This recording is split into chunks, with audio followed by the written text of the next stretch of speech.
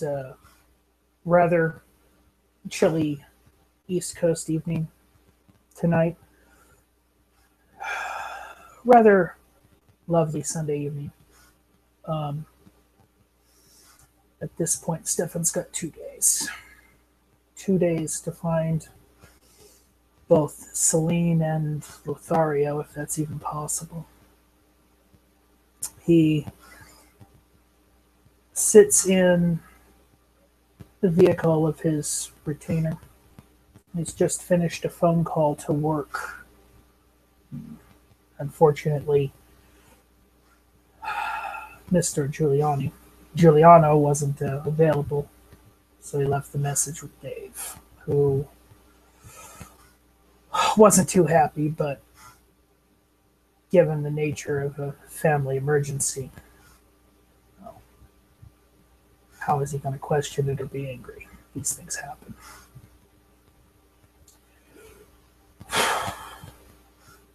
Stefan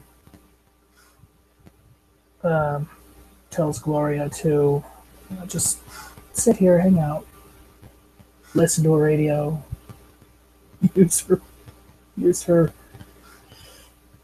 small computer phone. Not to worry. As he gets out of the vehicle, proceeds to head across the road into the woods where he first entered the town. Some distance, maybe 3 to 5 miles outside of Fletcher.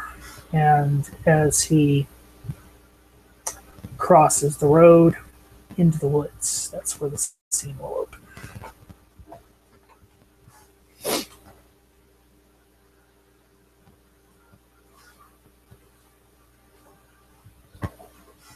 Okay, well, you are walking in the woods, and it's cold. It's quiet. And to be honest, you don't really see anything. It's just woods.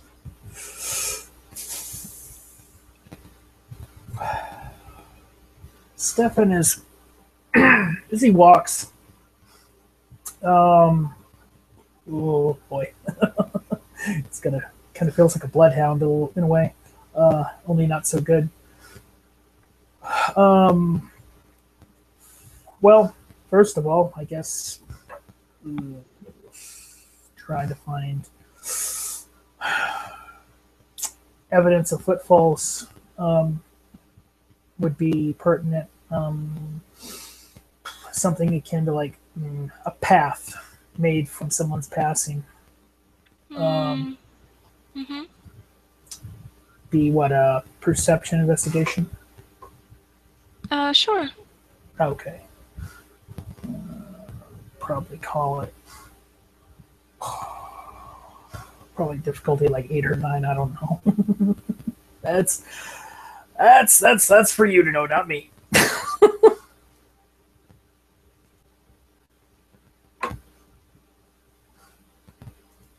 Okay. Unfortunately, despite your good roll, you don't find anything that indicates that a person has been walking here. You see what looks to be like paths, sorta, you know. There obviously seems to be sort of a trail, but they're nothing that's been used, probably made by deer or other animals in the woods. Okay. So, and that, I'm sorry, I should have let you know. My, what was it? Did my attentive perception specialty come into play on that one? It doesn't really matter. There's nothing to indicate a person's been here. Okay. I didn't know. Never mind.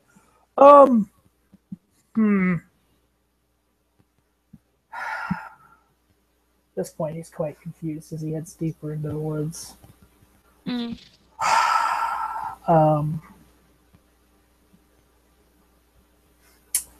Start to call out for Celine, Lothario, interchangeably, giving a couple moments between both. You really get no response. You hear, the sounds of the wind blowing in the trees, leaves falling to the ground, but You might hear critters scurrying around everyone every once in a while, which would give you a start. But nothing really. So there are It's animals cold. scurrying. Yeah. In fact, as you're walking and calling, you swear you see maybe a raccoon or a possum run away from you.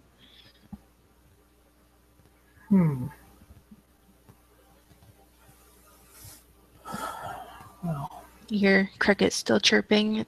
They're just about gone for the season, but you hear them. taking in the sounds that he wouldn't hear if the traveler were around.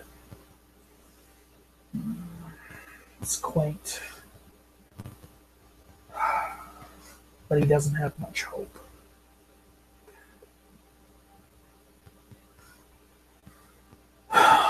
Almost thinking it's a fool's errand he was sent on. Snipe hunt.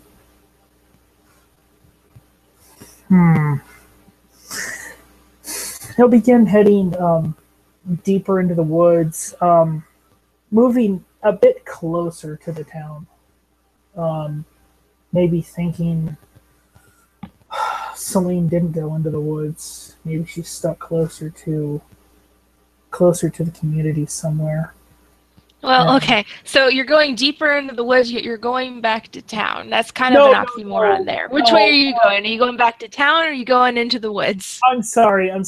He'll skirt closer to town. Okay. A little bit. I'm sorry. My apologies.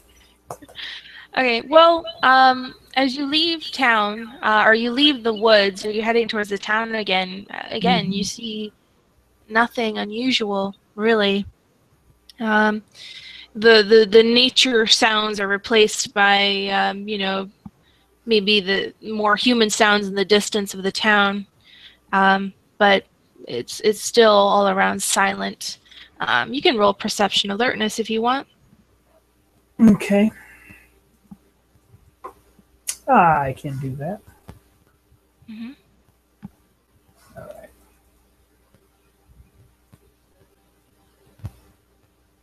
Okay.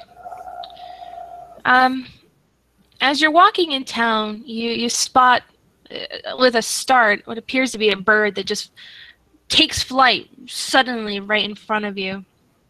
You can hear it caw, and it begins to head back into the woods. And as you follow its trail, you can't exactly see where it's going, but you hear similar birds appear to be making that sound.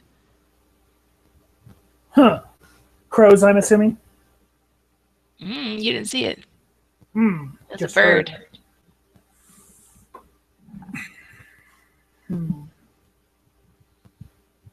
it flew right in front of me? If it was a crow, crows do that.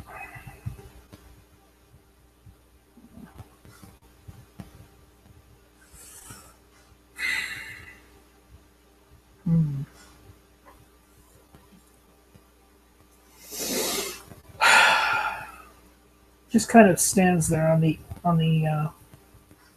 edge of the town, or in town. I don't know. Right. How big is Fletcher? Like square miles? Not really big at all. It's Okay. It's one of those, like, probably it's a farm town, so there's really not much to it. Yeah, one road, maybe any other off streets are unpaved. They might be paved, but they're probably dead ends. Yeah, tiny little thing.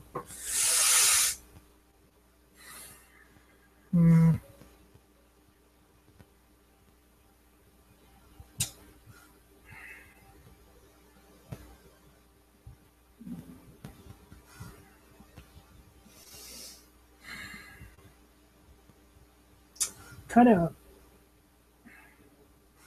following the only hunch he has. He'll head to the church in Fletcher, which last time he saw was beginning to undergo construction, like a renovation. Yeah, that still seems to be the case. But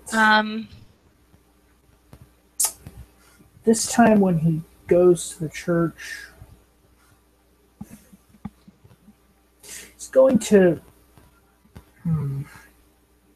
attempt to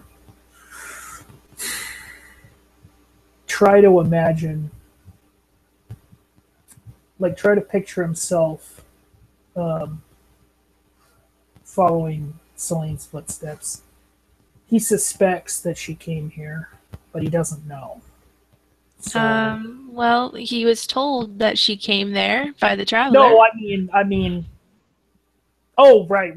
I'm sorry. Yes, he did. So he basically, and that she left. It's going to follow that lead to try to determine or try to imagine where she might have went. Well, as the traveler said, she came into Fletcher looking for something, and he said it wasn't there, so she headed back in the direction of New Sarum. I'm sorry. This is just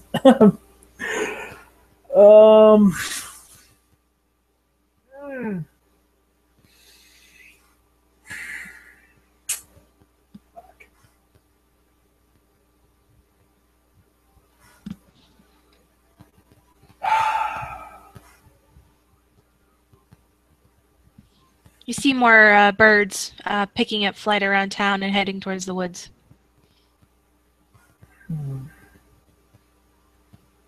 Blackbirds.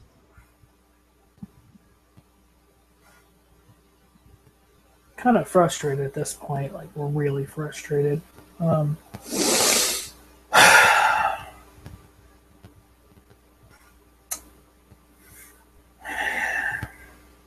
Stefan begins to walk back into the woods, heading back in the direction as though he was heading back to town, back to the city.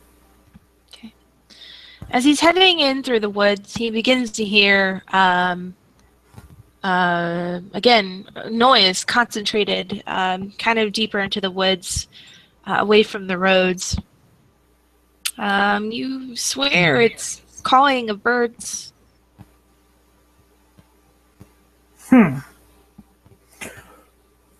Going to... Wow. So there's definitely a large flock congregating. Yes.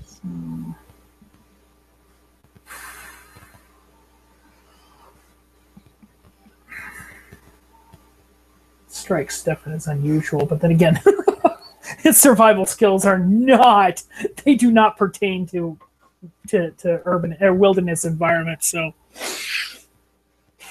thinking that's unusual, he'll head in the direction, trying to follow his ears.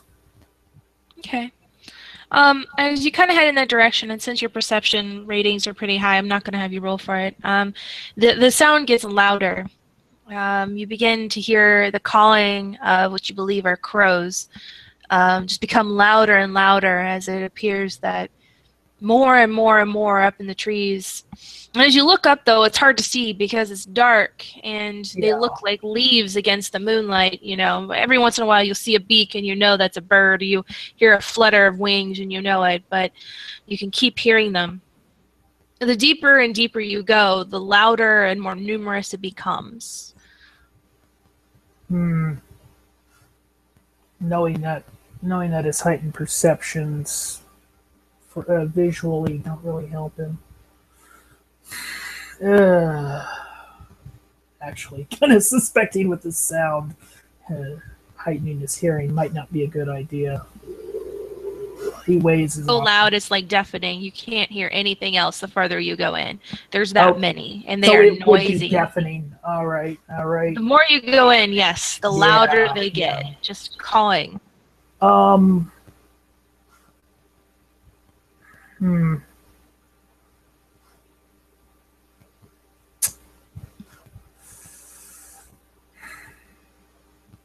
He'll focus his heightened perceptions towards sight. Maybe that will help his eyes better adjust. Yeah. Well, I mean, you still see occasionally the flutter as you look up to the sky, because it's ever so, compared to the darkness of the woods, which it quite Yeah. is now, the deeper you get. You can see the occasional movement. It's hard to tell if it's leaves or birds, but clearly there's birds around. In fact, as you continue to walk forward, it sounds almost as if the noise is surrounding you. Coming up from behind you, but you turn to look and you don't really see them there. You're not sure if they are there, or if maybe they're being amplified in some way. You're not entirely sure, to be honest.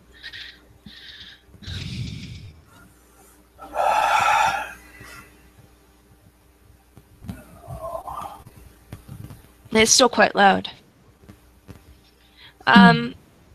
Focusing forward, though, you don't see anything stopping you from going forward, though. It does sound like, you know, the noise is from behind you, so you may be reluctant to head back that direction. But forward seems clear, as far as you can tell. And as you squint your eyes and you look in the distance, you see a small, I don't know what you would call it, clearing in the middle of the woods. The light from, like, the crescent moon lightens it just enough to see in it. And you see white, white little, I don't know, dust or something that appears to be flowing in the wind in this clearing. But you can't see through the trees quite yet. No, as you, they're very... Right. As you continue to approach and stuff, and to the edge of the woods, you see that this clearing is full of little flowers. They're, I guess, the name I would call them is Queen Mary's laces. Just these little dusty flowers all over. And in the middle is a stone that stands up high. The So crows are still... kind of like the way daffodil seedlings look before they... A bit. They're white. They're definitely white flowers. If you take a quick look at them too, they have little, I guess, little pods or leaves, and they're white. And in the center, you see a very small red flower. And in the center of this clearing is a rock that kind of juts out like a mini mountain in this little landscape that these flowers has painted. So I'm taking it. It looks like a stark contrast from the woods that I was just in. Okay. Yes.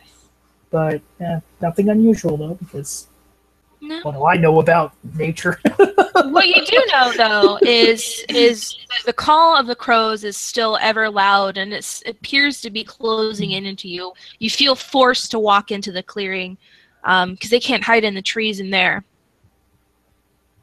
And as you walk in, you know, all of a sudden they go quiet. Everything's quiet, in fact. There's no wind, there's no crickets, there's no birds, nothing. The wind, the leaves aren't even moving. It's as if a fog of silence has kind of hovered over everything. This is not funny, Apollyon.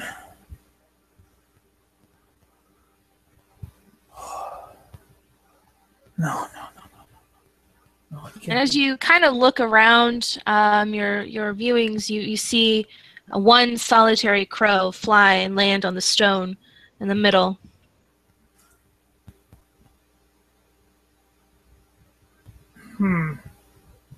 Is it squawking at me like most animals do? Nope.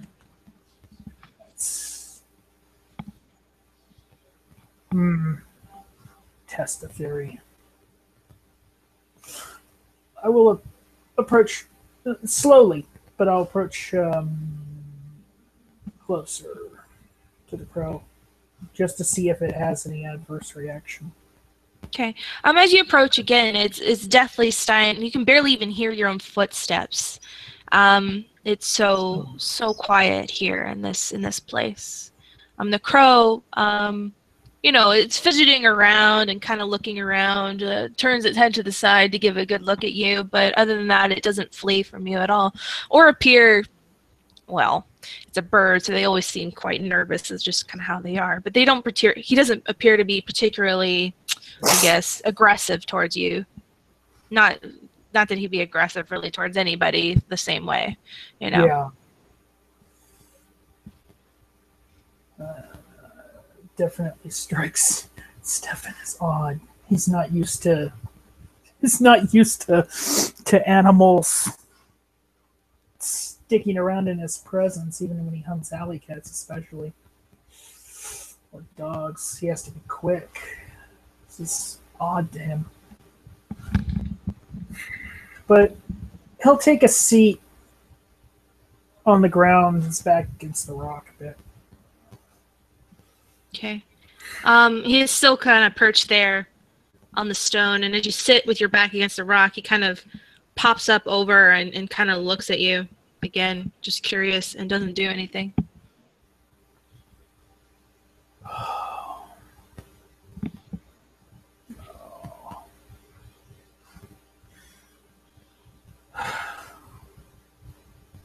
Oh, good God, Heavenly Father.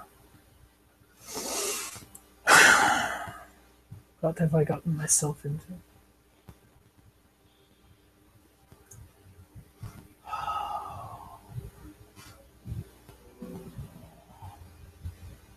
This would definitely be a place I think she would come.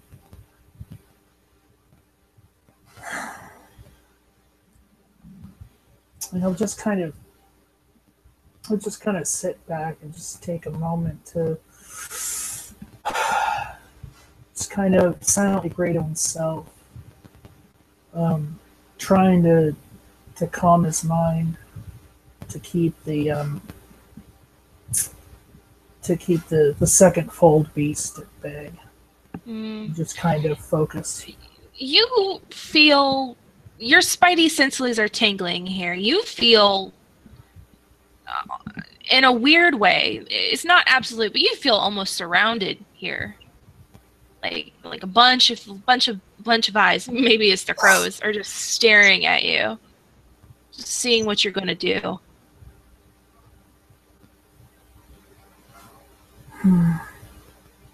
So he just kind of sits there. I can see you all watching me. Go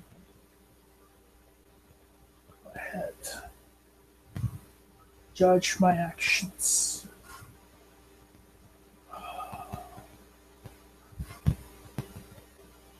All I ask is for assistance. The crow on the stone begins to cry obnoxiously. Just cawing at you before it flies off. And then you begin to feel a weird scratching sensation in the back of your mind. And then you begin to hear a voice. It's very low and very quiet. Who are you? One who seeks, she who seeks serenity. Sorry for the cryptic answer.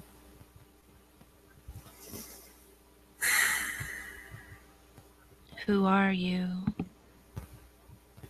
Stefan Braunfiedler. And I put myself at the mercy of the eyes surrounding me, unafraid. Why are you here?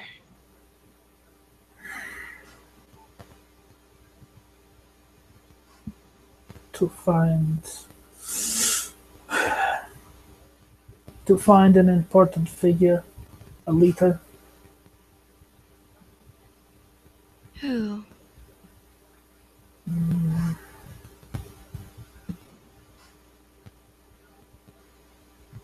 Celine Duval. And her, well, I guess it would only be appropriate guess he would be like a brother to her. He certainly seems close, but I don't know how close the tie is. I seek this for others of my kind, and for my own sake. Who sent you?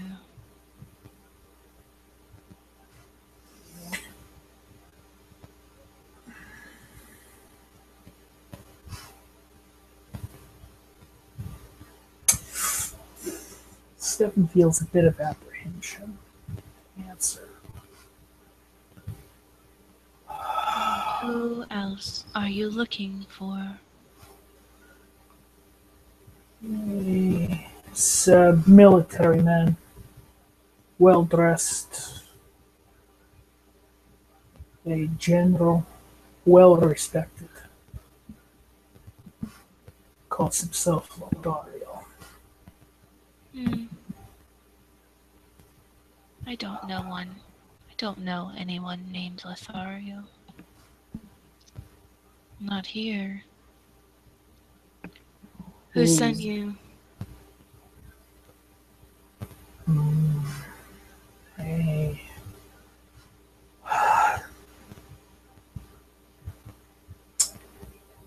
A second, I guess you could say. He takes up the mantle of command in her absence. One called Gideon.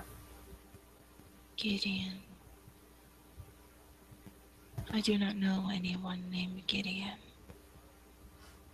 Who else? So this voice is clearly coming from his head? You think so? Okay. Best approximation without, like, trying to get weird. You can't pinpoint. It's either in your head or it's all around you. Because you're not hearing it come from a particular direction. Yeah, okay. Who is it that I have the pleasure of speaking with? Who else sent you? I have answered a lot of questions. I have but one simple one. What? Who is it that I speak with this evening?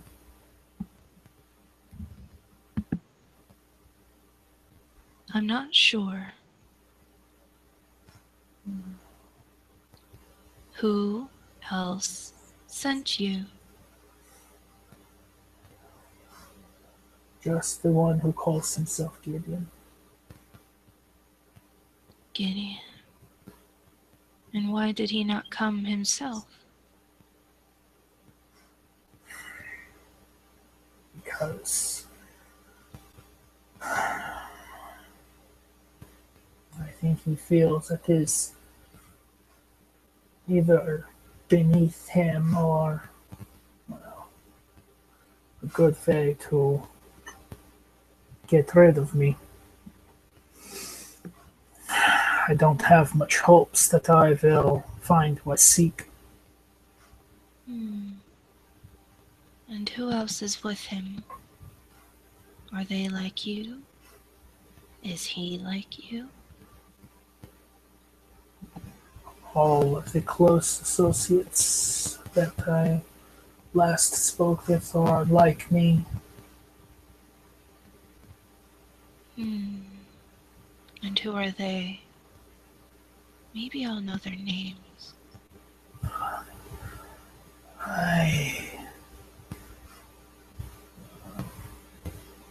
I don't know.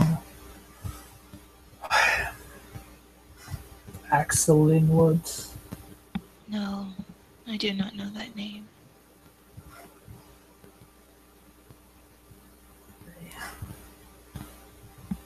Another leader of the city to the south, Mr. Miller, Vincent Miller. No. I do not know that name.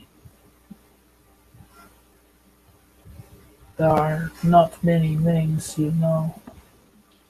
Perhaps if you show yourself, maybe I can help you try to remember the last thing.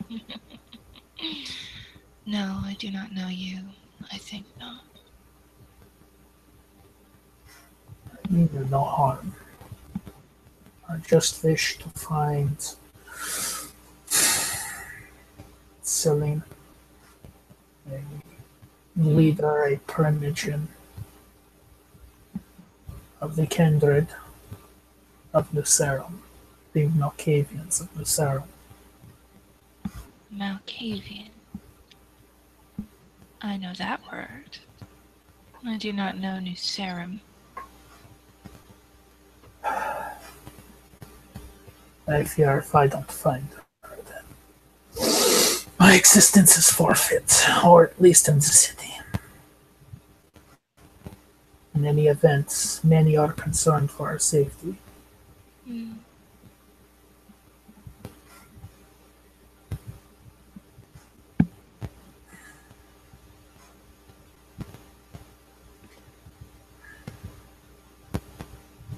Perhaps the name you do not know, but description.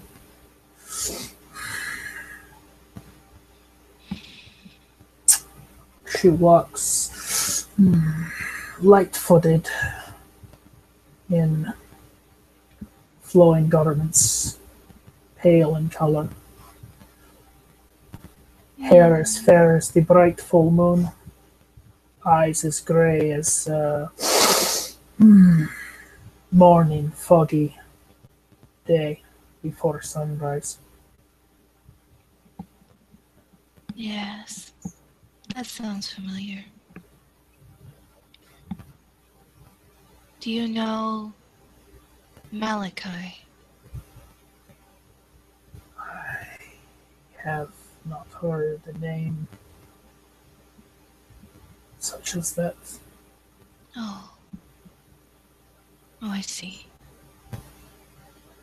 Do you know the name Adam?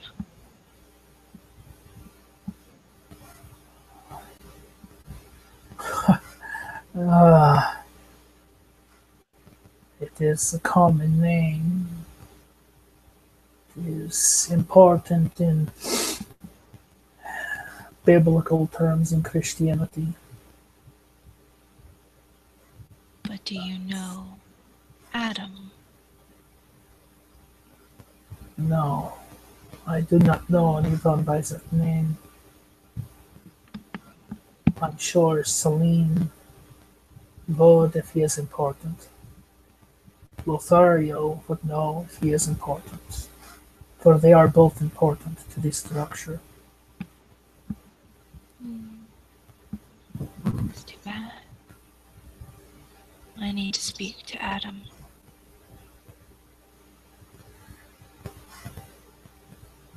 I don't know if I could relay such a message. If you could, that would be nice. Most grateful I would be.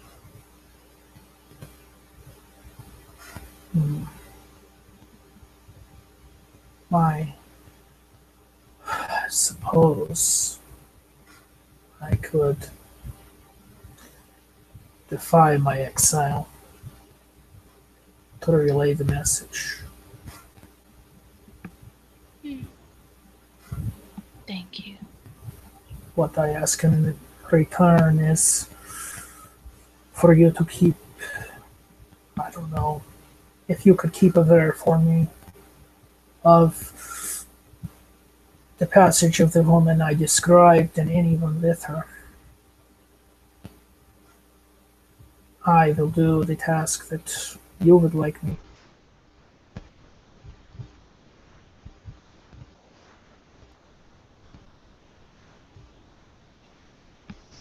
Sorry about that, I realized you. It's okay. I for whatever reason, lost connection. Not sure how. Okay. Could you repeat what you just said? All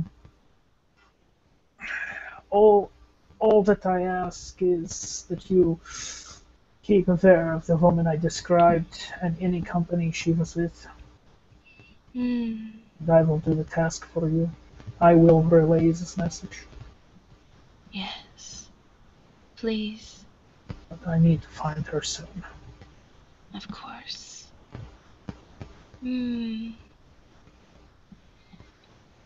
Perhaps the angels will know. But either way, I need to tell Adam the good news. Send him here.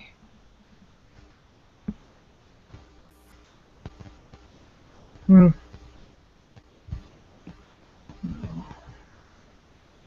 You also commune with angels? Yes. Angels.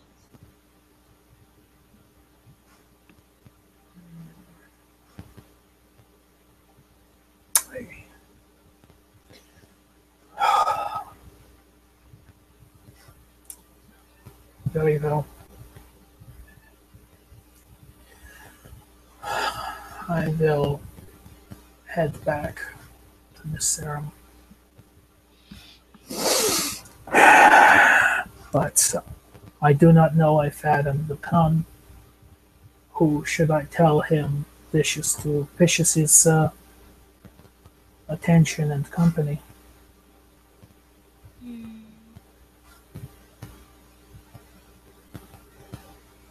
Just tell him. I think he may know.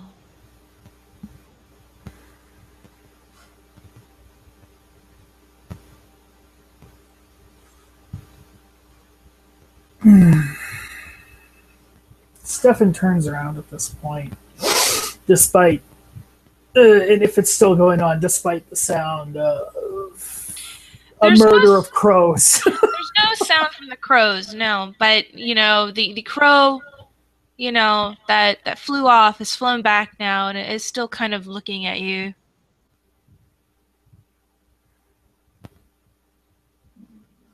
Stefan gives one glance back at the bird.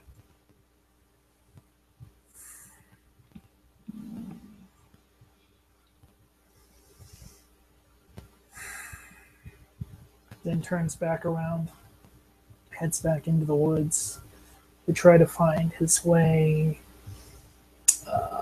through the area back to where he crossed after leaving the vehicle. As you kind of leave the fog of the clearing and stuff, and the looks, while they still seem to follow you out of the woods, something kind of again itches at the back of your head. Something about the voice you heard was incredibly familiar.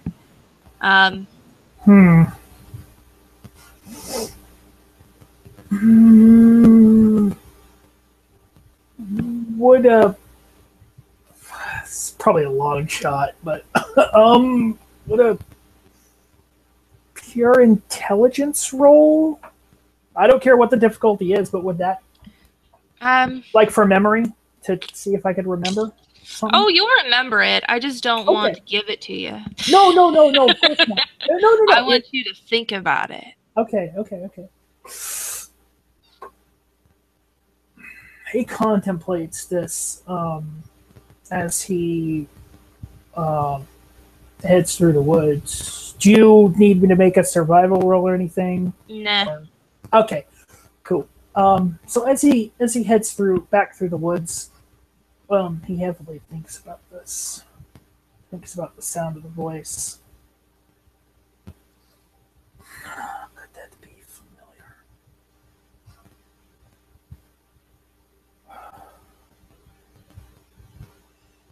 The sound itching in the back of his head.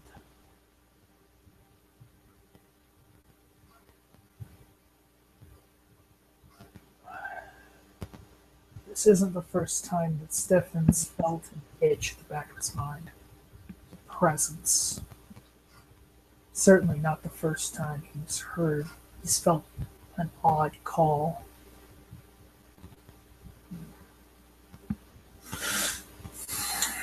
And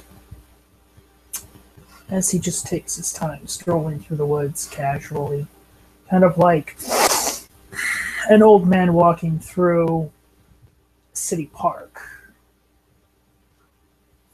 feeding birds, taking in the sight of other passers-by, even though he's completely alone as far as people.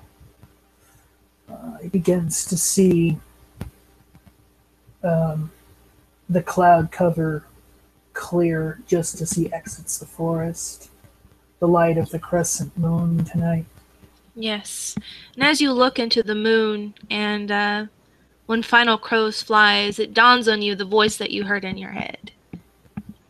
It was Celine's voice. It just sounded so different until now.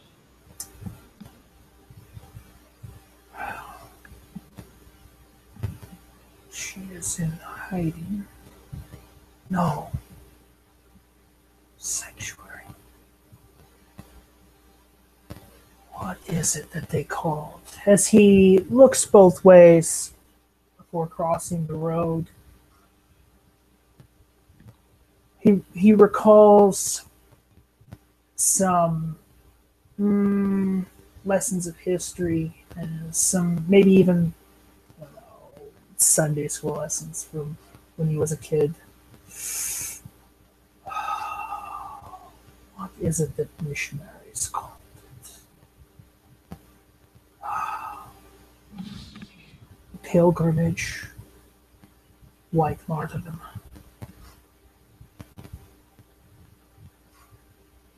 I think I understand. No.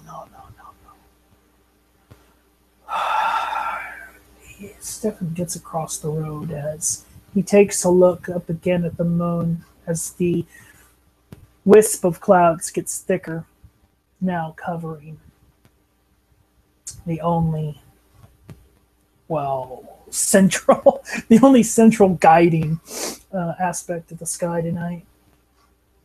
He gets back in the car. Gloria looks a bit worried at him. Relieved that he returned safely. Well, time to head back home to the serum. As the car comes to life, and the now relieved mind of Stefan's retainer, ghoul, starts driving south back into the city. Stefan's still contemplating the elusiveness of Celine. The last visit to Fletcher, even against the warning of Gideon and his Primogen, begins to contemplate the significance of everything that was experienced and said.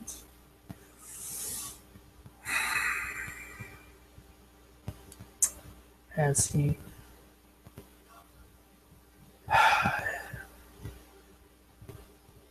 heads back towards, or as the car heads closer and closer to the city, to Nisarum, back to the sanctuary haven apartment of Gloria D'Enzo.